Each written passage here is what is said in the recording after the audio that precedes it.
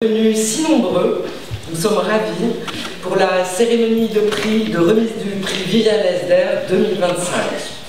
Nous allons découvrir ce soir la lauréate ou le lauréat de cette 4e édition, après une présentation des 3 finalistes de cette année.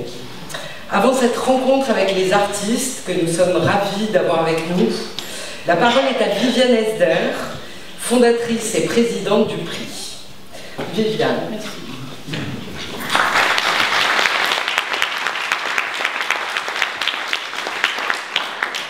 Bonsoir. Chers amis, je vous remercie toutes et tous d'être présents ce soir à l'occasion de la 4e édition du prix Viviane Esder. J'ai dédié 40 ans de ma vie professionnelle à la photographie, comme galeriste, expert près la Cour d'appel de Paris et organisatrice de ventes aux enchères. Ma passion pour la photographie a commencé à New York en 1976 avec la rencontre d'Andy Warhol et de Mapplethorpe et de tant d'autres artistes. Cette passion ne m'a plus jamais quittée.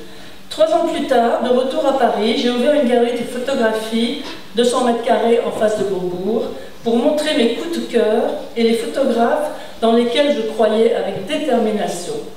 J'ai exposé pour la première fois en France Gabriel Basilico, Luigi Ghiri, Arnaud Raphaël Minkinen, Larry Fink, Lisette Model et Sabine Weiss en 1980 pour le premier mois de la photographie organisé à Paris.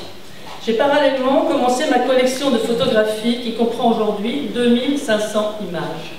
Dans l'esprit des actions de mécénat de mon grand-père Armand Esder, dans les années 30, j'ai créé il y a 4 ans ce prix avec le désir de soutenir personnellement une génération particulière de photographes. Le prix Viviane Esder est dédié aux auteurs européens de plus de 60 ans.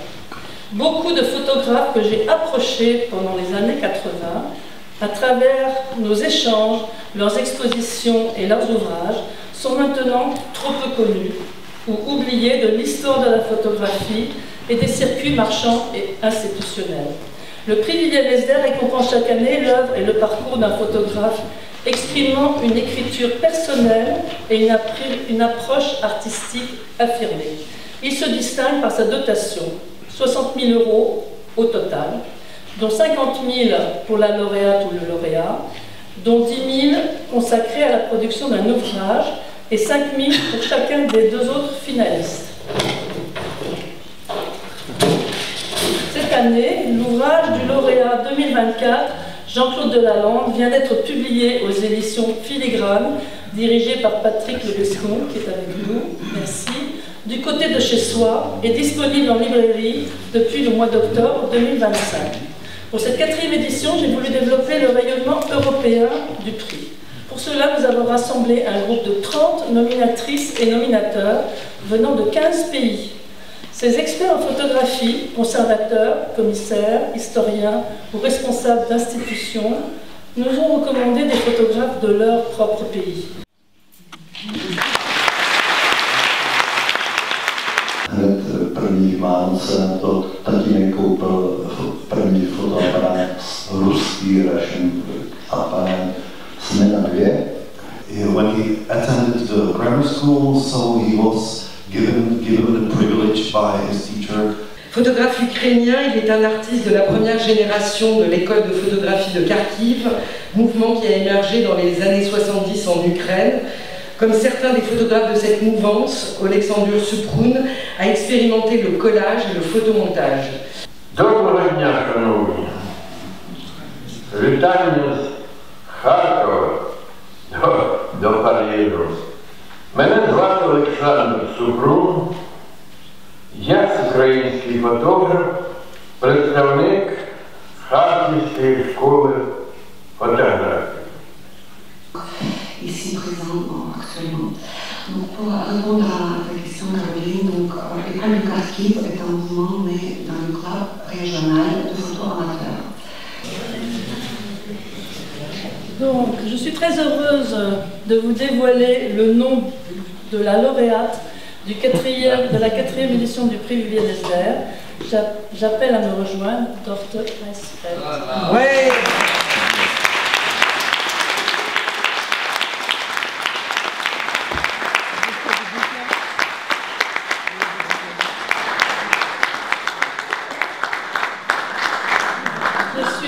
vraiment heureuse de vous donner ce prix de 50 000 €, dont 10 000 € pour un ouvrage que vous allez produire et que nous allons avoir le bonheur de voir. Et surtout, je suis très heureuse parce que c'est la première femme qui reçoit le prix depuis, c'est la 4e année, c'est la première femme à qui nous attribuons ce prix. Voilà, c'était quelque chose que nous souhaitions aussi souligner. Voilà. Maintenant, c'est un art. Christopher Miles, directeur général de la création artistique au ministère de la Culture.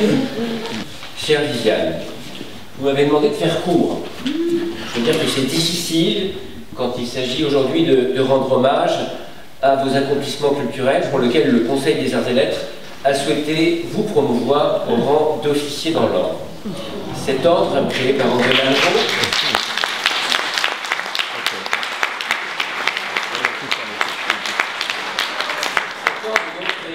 Malraux et le général de Gaulle, au moment justement où tous les autres ordres ministériels disparaissaient au profit de l'ordre du mérite, à l'exception des mérites maritimes, académiques et agricoles. Cet ordre qui salue donc celles et ceux qui contribuent à enrichir, à construire, à développer la culture de notre pays, comme élément fondamental de notre manière de vivre ensemble, comme vecteur de notre rayonnement et, pourquoi ne pas le dire, de notre grandeur. Je ne m'attarderai donc pas trop sur le parcours qui vous avait fait déjà entrer dans l'ordre, que beaucoup d'entre vous connaissent déjà, vous l'avez rappelé. J'en citerai néanmoins quelques étapes avant de parler de ce qui, pour le conseil dont je fais partie, a pu justifier votre élévation au rang d'officier ou d'officière. Quelques mots d'abord sur le nom de Viviane, car il a une importance dans son parcours personnel, dans son histoire culturelle, si j'ose dire. Esthers. Vous savez peut-être que pendant une centaine d'années, à Paris, dans toute la France, dans toute l'Europe, de Saint-Pétersbourg à Anvers, en passant par Vienne, ce nom a participé à l'aventure extraordinaire des grands magasins, comptés par Zola dans Bonheur des Dames. Stéphane, Henri, Armand, Bernard, toute une dynastie de Esthers, dont la branche française posséda jusqu'à 5 grands magasins de confection à Paris, 3 en province, ainsi qu'un atelier de couture en forme de cathédrale d'arches de béton conçues par les frères Perret, qui participèrent aussi à la conception du vaisseau amiral de la rue Rivoli, devant lequel nous passons encore aujourd'hui. Je m'arrête un instant sur le grand-père que vous n'avez pas connu, Armand, car il a son importance. S'il fut un grand industriel et négociant, s'il s'illustra aussi dans l'aviation, le yachting, l'automobile, la Bugatti Royale Esthers, qu'il avait commandé sans phare car il ne conduisait jamais la nuit, ça c'est vraiment royal je trouve. Il participa aussi au développement de la station de Deauville où une rue porte son nom, mais il fut aussi un grand collectionneur. Il ne fallut pas moins de 4 vacations à Drouot pour disperser sa collection après sa mort. Collection d'une remarquable qualité et variété, même si elle était d'un goût très classique, contrairement au vôtre. Vous tenez sans doute de lui votre âme de collectionneuse et votre inextinguible curiosité. Et comme nous sommes aujourd'hui à l'INHA, vous trouverez dans ces collections numérisées le 3e catalogue, intégralement numérisé, donc qui témoigne d'un amour pour la porcelaine de Saxe dans tous ses états. Ainsi donc, votre famille était sensible à l'art, et d'ailleurs votre mère, comme vous l'avez rappelé, accueillit chez elle un jeune Andy qui s'appelait Warhol lors de ses premiers passages à Paris. Ce qui fait que, aventureuse, vous partez aux États-Unis en 1976 pour participer à la mission de commémoration de l'amitié franco-américaine. Il va y avoir du boulot cette année, enfin l'année qui vient, pour réactiver tout ça. Et juste après, vous allez frapper à la porte de la Factory, qui s'ouvre toute grande pour vous grâce au sésame maternel, ce qui n'est quand même pas très commun. À New York, vous côtoyez donc les grands artistes pop, mais surtout, vous découvrez le poids et l'importance que la photographie avait dans ce pays, qui fut pionnier dans sa reconnaissance artistique. Vous fréquentez les musées, les galeries qui en font déjà le commerce, et vous avez déjà le coup de foudre pour les grands artistes photographes de l'époque que vous fréquentez et rencontrez. Robert Mapplethorpe, Cindy Sherman, Richard Avedon, Lee Friedlander, William Eggleston, Joel Meyerowitz et tant d'autres. C'est donc naturellement que de retour à Paris, vous ouvrez votre galerie consacrée uniquement à la photographie dans le quartier de Beaubourg, alors en pleine ébullition après l'ouverture du Centre Pompidou, en même temps que d'autres pionnières, car il faut le dire, les femmes ont beaucoup fait en France pour la reconnaissance de cet art, peu considéré et sans marché à l'époque. Vous y avez présenté une foultitude d'artistes aujourd'hui très reconnus. Quelques noms: William Wegman, Gabriele Basilico, Lisette Model, Arno Minkinen, Sabine Weiss et bien sûr Mapplethorpe. Mais aussi toute l'école de la couleur californienne. Une incroyable aventure culturelle, une redoutable catastrophe commerciale, est-ce de chez FDR, comme on disait autrefois, car si vous savez aimer et faire partager votre passion, vous aviez plus de mal à vendre et à faire des affaires. Fin de l'aventure en 89. Je vais aller un peu plus vite maintenant, rassurez-vous. Avec le regretté Pierre Connette de Saint-Cyr dès 91, vous avez, avec d'autres de ses confrères, vous êtes devenue experte auprès des maisons de vente pour la photographie, et elle est devenir la première experte dans ce domaine reconnu par les tribunaux de Paris. Vous organiserez plus d'une centaine de ventes de photographies, expertiserez des collections formidables, dénicherez des trésors et participerez là encore, comme pionnière, à la structuration du marché. C'est là que je vous ai rencontré, un samedi après-midi à Drouot, il y a environ 20 ans, au milieu des années 2000. J'ai passé à Nord pour un lot de photos de musical et de cabaret. Vous étiez l'experte et impressionnante. Je suis timide, vous l'êtes aussi. Nous nous sommes vus et donc pas connus avant de nous retrouver bien plus tard. Mais vous avez écrit quelques livres très intéressants. Un livre sur les pères et la photographie, un livre sur les mères et la photographie, les rapports des pères, des photographes avec leurs pères, les rapports des femmes photographes avec leurs mères, quelque chose de très très fort, qui est presque une psychanalyse personnelle à travers 2 livres, mais aussi un livre sur la photo du président. Et j'attends avec impatience la nouvelle édition actualisée Macron. Mais j'en viens aussi aux raisons qui distinguent vos nouveaux mérites culturels. La première nous occupe ce soir. C'est le prix que vous avez décidé de fonder après avoir mis fin à votre activité d'experte. Quelle grande idée, je trouve. Un prix pour les photographes européens de plus de 60 ans pour faire connaître non pas l'espoir d'une œuvre, comme la plupart des prix, qui s'attachent en général à la reconnaissance de l'émergence, mais au contraire saluer une vie, un parcours, une trajectoire photographique inscrite dans le temps et lui permettre de perdurer et de laisser une trace. Moi, je le dis sans hésiter, alors que j'approche la soixantaine aussi, place aux vieux. Pensons aux vieux artistes, à celles et ceux qui ont construit une œuvre véritable, ont travaillé à sa cohérence et qui parfois n'ont pas connu une juste reconnaissance. Cette belle idée dont nous fêtons ce soir la 4e édition, cette idée généreusement dotée et rigoureusement organisée, avec un jury recomposé chaque année, permet de remettre en lumière et en perspective des artistes essentiels, comme nous l'avons fait ce soir. Merci de l'avoir eu, et cela en soi suffirait. Mais ce n'est pas tout, car je crois aussi que cette décoration salue aussi votre parcours de collectionneuse de photographie. Elle salue, si j'ose dire, vos yeux, votre regard, votre émerveillement, votre curiosité. Et je crois important que les arts et lettres saluent aussi le travail essentiel des collectionneurs, des collectionneuses, un travail de plus en plus vital aujourd'hui pour les photographes et pour la photographie, pour les photographes vivants, comme pour la préservation de notre patrimoine photographique. Constituée pendant toute votre vie, cette collection compte aujourd'hui plus de 2500 numéros.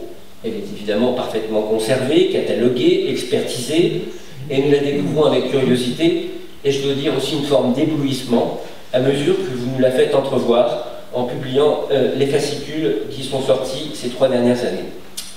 Et j'en viens donc à notre vraie rencontre. Vous avez pris l'initiative de prendre contact avec moi pour me parler de votre prix et de votre collection. Les 2 grands timides que nous sommes se sont rencontrés dans un restaurant pas loin de la rue Beaubourg, et nous avons enfin rompu la glace. Tellement bien que je crois que je veux pouvoir dire qu'aujourd'hui une véritable amitié est née. Et je passe donc ici à la 2e personne du singulier. J'ai découvert ton humour, ta drôlerie, l'acuité de tes jugements, mais aussi quelque chose d'extraordinaire, quelque chose de magnifique. Viviane, comme moi qui serais toujours un grand petit garçon, tu es, je crois, une grande petite fille. Ton regard est toujours neuf. Ta timidité se double paradoxalement d'un culot extraordinaire. Ton amour des nuages est finalement le symptôme d'un amour toujours renouvelé de la vie, d'un émerveillement enfantin qui se prolonge inextinguiblement. Dans les images et par les images et la photographie, comme galeriste, comme expert, comme mécène, comme collectionneuse, comme commissaire, comme auteur,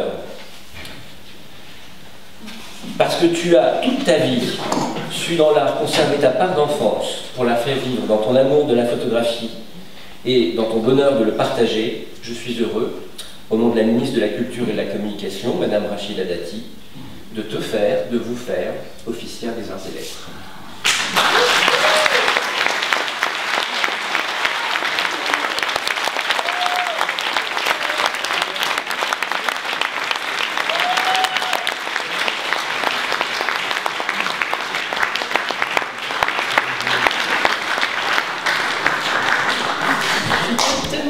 Je ne sais pas si je vais arriver à dire beaucoup de choses. Et voilà. Recevoir de vos mains, en présence de mes amis et des personnalités du monde de l'art, ces insignes est un grand honneur, cher Christopher, et je vous remercie pour les paroles chaleureuses que vous avez exprimées à mon égard. L'ai-je vraiment mérité? Petite fille, il est vrai que j'étais sage comme une image, selon la formule consacrée. Mon premier contact avec la photographie fut de poser nue au studio Natkin. D'entrée de jeu, on me mit à poil pour me photographier sous toutes les coutures, y compris en pleurs quand ma mère, afin d'obtenir une expression grimaçante, m'envoya un jus de citron en pleine figure. J'avais 1 an. Depuis mon enfance, j'ai baigné dans le monde de l'art et de l'image. Je dois à ma grand-tante, Vera Corel, sociétaire de la Comédie Française, ma vocation précoce pour le spectacle et la fête. Dans les magazines que ma grand-mère achetait à l'époque, Life, Paris Match, Vogue, Ciné-Monde, je découpais les photographies, les collais dans des grands cahiers avec mes petites écritures, histoire d'oublier ma solitude d'enfant unique. De temps à autre, entre études et réunions festives chez des amis, ma mère réapparaissait pour me coller entre les pattes de jeunes filles au père étrangères. J'appris ainsi les rudiments de 7 langues, dont le Wolof, grâce aux 2 frères sénégalais qui géraient notre maison entre 2 prières à Allah dans la cuisine. Imaginez-moi, à 12 ans, en uniforme bleu marine, coiffé de la casquette réglementaire de Sainte-Marie des Invalides, accompagné matin et soir par Boubacar, rue de Grenelle. Les mères de mes copines faisaient de drôles de têtes. À 13 ans, déclarée trop en avance dans mes études, ma mère m'a envoyée en Angleterre pendant 1 an, au Convent of the Holy Family à Exeter. J'étais très bonne élève et plutôt insoumise et révoltée de me retrouver coupée de toutes mes amies d'école. À 18 ans, mon esprit rebelle me rattrapa, je quittais la maison de ma mère pour me réfugier chez ma grand-mère. Mon père, businessman à l'américaine, à l'instar de son propre père, a créé les premiers shopping centers français de Paris 2 et de Vélizy 2 en 1970. Il me prit sous son aile pour préparer ma future carrière. Sans héritier mâle, il voulait absolument que je travaille à ses côtés. D'abord HEC, puis la Wharton Business School à Philadelphie. Là-bas, je cherchais surtout à rencontrer des artistes. À l'époque, je n'avais jamais entendu parler d'art contemporain. Ma mère antiquaire collectionnait les tableaux du 19e siècle. Mon père achetait des littos de Léonore Fini. Mon cursus universitaire m'ouvrait toutes les portes dans l'univers des affaires, mais j'en décidais autrement. En 1976, je partis aux États-Unis seule. Je retrouvais un job à New York chez Transworld Art, la plus importante maison d'édition. Mon boss, Alex Rosenberg, que je remercie encore aujourd'hui, m'envoya dans de nombreux pays d'Amérique latine vendre des estampes de Calder, Rauschenberg, Sam Francis, Wesselbach et bien d'autres. Grâce à lui, j'ai rencontré tous ces artistes majeurs. Je passais le reste de mon temps libre à New York dans les galeries de photographie. Je découvris que la plupart d'entre elles étaient dirigées par des femmes. Iliana Sonaben, Holly Solomon, Marcosi Pfeiffer, avec lesquelles je me liais d'une amitié durable. Je rends hommage à toutes ces pionnières qui m'ont transmis leurs connaissances et leurs passions.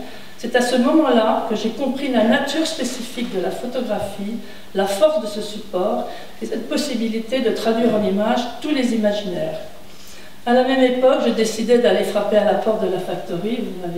Vous m'avez précédé dans cette histoire. Donc, puisque Andy Warhol, en fait, avait loué et tourné un film dans l'appartement de ma mère à Saint-Germain-des-Prés. Et là, je suis entrée dans la folie de la bande d'Andy pour les soirées au Studio 54, les dîners de Mr. Cho, les vernissages alternatifs. Je rencontrais Nico, Viva, Ultraviolet, Mapplethorpe et Patti Smith. De retour à Paris, en 1979, j'ai ouvert une galerie de photographie de 200 mètres carrés et ma première exposition fut pour Robert Mapplethorpe, qui vint à la galerie avec Sam Wagstaff. J'aimais l'œuvre de Les Screams, dont j'avais acheté en 1976 une photographie de Minnie Mouse à la galerie Claude Giraudin, la première acquisition de ma collection. Je pris donc l'avion pour Buffalo afin de lui proposer d'exposer une série sur sa mère à toile dans son appartement. Cette exposition de photos en couleur fut un choc pour tous les visiteurs. De même, en 82, les Polaroid 50-60 de William Wegman, portrait de son premier chien Man Ray, arrivèrent de New York encadrés dans une énorme caisse en bois. Cela me coûta le budget d'une année. Réaction d'un important critique parisien. Voilà un artiste stupide qui photographie son chien et une galerie qui ose montrer ses nullités. De toute façon, les Polaroid vont vite s'effacer. On était en 1982. On sait aujourd'hui le succès de ces chiens, stars de la culture pop. Compte tenu de mes choix artistiques avant-gardistes et déroutants, je ne vendais rien à l'époque. Et il y avait peu de collectionneurs aventureux. Je gérais ma galerie de manière empirique, réduisant mes frais à concocter de belles invitations et des petits catalogues devenus aujourd'hui des références. Aucun critique, aucune institution, aucune subvention ne me soutenait. Le conservateur du Centre Pompidou n'a jamais traversé la rue pour visiter ma galerie. Dans les années 80, j'ai organisé les premières expositions des artistes que vous avez mentionnés. La photo conceptuelle, narrative et souvent en couleur n'était pas encore rentrée dans les esprits, contrairement à la photographie humaniste ou de reportage en noir et blanc qui faisait alors l'unanimité en France. Au même moment, mes photographes étaient exposés à New York. J'ai rencontré Ansel Adams à Monterey où il jouait du piano, Paul Caponigro au sommet de son belvédère dans le Maine, Dwayne Michael chez lui à New York, Lisette Model chez qui j'habitais dans le village, Cole Weston dans l'atelier de son père Edward à Point Lobos. Ma plus belle surprise fut lorsque le photographe Ben Fernandez, auprès de qui j'enseignais à la Parsons School of Photography à Paris, m'emmène à voir Bérénice Abbott. Après 10 ans d'activité, je fermais ma galerie. Ce furent les plus belles années de ma vie. Ensuite, je vous ai déjà expliqué tout ce que j'avais fait, donc je ne vais pas continuer, mais pour ajouter à ma folle passion pour la photographie, je collectionne depuis plus de 40 ans des images qui me parlent. Ce ne sont pas des icônes, mais des coups de cœur liés à ma sensibilité, ma vie, mes expériences. J'ai publié 2 ouvrages que vous avez mentionnés. Ma collection de 2500 photos, je souhaite en faire une dation afin de partager avec tous les amateurs de photographie, les chercheurs, les étudiants et les photographes, ces 2500 images. Jamais ma liberté et ma passion ne me quitteront dans cette quête permanente de nouvelles images pour une collection que je souhaite en perpétuel devenir. Merci.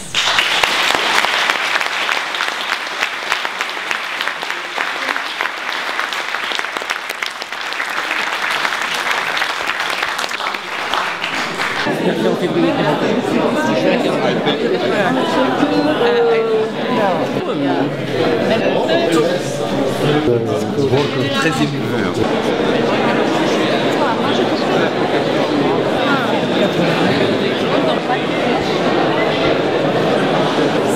Nous sommes allés. Faire des expositions à peu près tout le temps. C'est par les femmes, c'est par les femmes. Bah, tout me dit-il. Génial. Mais en fait, tu le savais, je te l'ai dit. Mais enfin, je te l'ai dit. Cool et en même temps, on a été quand même sur Dorteux. Parce que elle a 75 ans, elle est un peu connue en Allemagne, mais on ne peut pas dire qu'en France elle soit très connue. Et elle a commencé un travail remarquable déjà dès les années 75.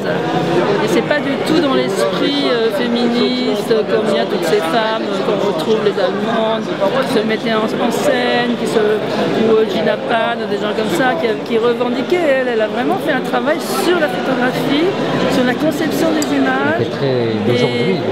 Mais c'est extraordinaire. Et voilà, donc elle est très très incroyable cette femme.